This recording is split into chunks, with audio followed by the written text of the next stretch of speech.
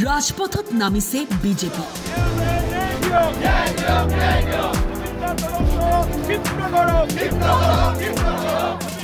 উদ্দেশ্য জুবিনৰ অনুৰাগীসকলক লৈ সুন্দৰ আৰু সোণোৱালী অসম গঢ়াৰ, জুবিনৰ অসমখনক প্ৰাণৱন্ত জীৱন্ত কৰি ৰখাৰ।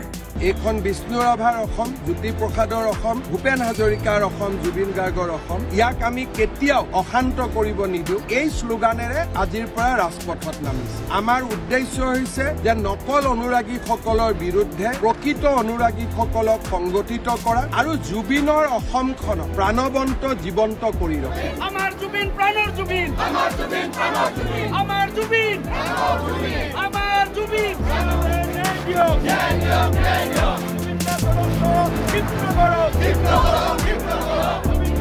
মুখ্যমন্ত্ৰীয়ে কয় জুবিন গাৰ্গৰ নকল অনুৰাগী বহুত ওলাইছে। এছাম লোকে ৰাজনৈতিক হাতিয়াৰলৈ ৰূপান্তৰ কৰাৰ প্ৰচেষ্টা কৰিছে। যিসকলে জীৱনকালত জুবিনক কঠোৰ ভাষাৰে সমালোচনা কৰিছিল তেওঁলোকে জুবিনৰ অনুৰাগীৰ ভাও লৈ অসমখনক অশান্ত কৰাৰ ৰচনা কৰিছে। জুবিন গাৰ্গৰ মৃত্যুৰ দুৰ্ভাগ্যজনক আৰু অসমৰ জাতীয় জীৱনৰ আটাইতকৈ কৰুণ আৰু বেদনা ভৰা যিটো খবৰ, তাক এছাম লোকে ৰাজনৈতিক হাতিয়াৰলৈ ৰূপান্তৰ কৰাৰ বাবে প্ৰচেষ্টা কৰিছে। আৰু এই লোকচামে জীৱনকালত বহু লোকে জুবিনৰ এটা গানো শুনা নাছিল বা জুবিন গাৰ্গৰ বিষয়ে তেওঁলোকৰ জ্ঞানো অত্যন্ত সীমিত। মৃত্যুৰ পিছত তেওঁলোকে জুবিনৰ গোটেই আদৰ্শটোকে অন্য এটা প্ৰেক্ষাপটত প্ৰতিষ্ঠা কৰি ৰাজনীতি কৰিব বিচাৰে। কিন্তু মই ভাবোঁ যে ভূপেন হাজৰিকাৰ মৃত্যুৰ পিছতো ৰাজনীতি হোৱা নাছিল, জ্যোতিপ্ৰসাদ আগৰৱালা, বিষ্ণুপ্ৰসাদ ৰাভাৰ মৃত্যুৰ পিছতো ৰাজনীতি হোৱা নাছিল, আৰু জুবিন গাৰ্গৰ মৃত্যুৰ পিছতো ৰাজনীতি নহয়। কাৰণ জুবিন গাৰ্গক বিজেপি, এজিপি, কংগ্ৰেছ সকলোৱে ভাল পাইছিল আৰু ইয়াত ৰাজনীতিৰ কোনো অৱকাশ নাই। যিকোনো মূল্যৰ বিনিময়ত আমি অসমখনক অশান্ত কৰিবলৈ নিদিওঁ।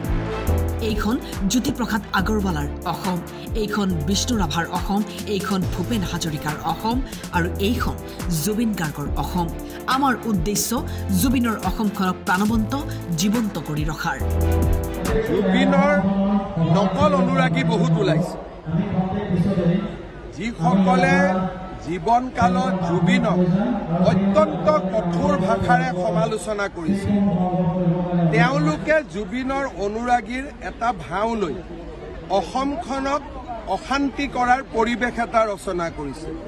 সেইকাৰণে বিজেপিয়ে জুবিনৰ গান ভাল পোৱা, জুবিনক ভাল পোৱা অনুৰাগীসকলক লৈ যে যিকোনো মূল্যৰ বিনিময়ত আমি অসমখনক অশান্ত কৰিব নিদিওঁ।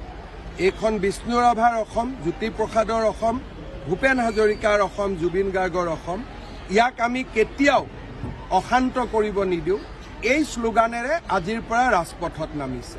আমাৰ উদ্দেশ্য হৈছে যে নকল অনুৰাগীসকলৰ বিৰুদ্ধে প্ৰকৃত অনুৰাগীসকলক সংগঠিত কৰা আৰু জুবিনৰ অসমখনক প্ৰাণৱন্ত জীৱন্ত কৰি ৰখা, যাতে জুবিনৰ অসমখন আন্দোলনেৰে তমসাময় হৈ নপৰে, ৰাজনীতিৰ এখন বৈধভূমি হৈ নপৰে। তাৰ কাৰণে আমি প্ৰচেষ্টা কৰিম যে জুবিনৰ প্ৰকৃত অনুৰাগীসকলক লৈ সুন্দৰ আৰু সোণোৱালী অসম এখন নিৰ্মাণ। Bureau report, time 8।